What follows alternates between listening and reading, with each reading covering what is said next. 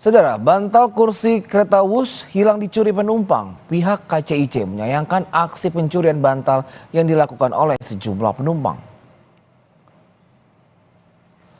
Bantal sebagai senderan kepala di kereta Wush ini hilang dicuri penumpang dan diduga dicabut secara paksa. Aksi pencurian bantal kursi KCIC ini diketahui telah terjadi sebanyak 6 kali sepanjang bulan Juli. Pihak KCIC telah mengantongi identitas pelaku setelah melakukan penyelidikan melalui 44 CCTV yang ada di area stasiun KCIC. Selamat siang penumpang yang terhormat.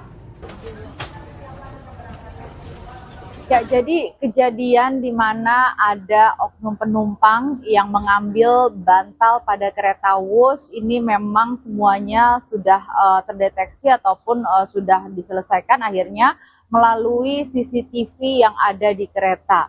Jadi data-data penumpang tersebut sudah didapatkan oleh PT KCIC dan kita akan menindaklanjut sesuai dengan aturan yang berlaku.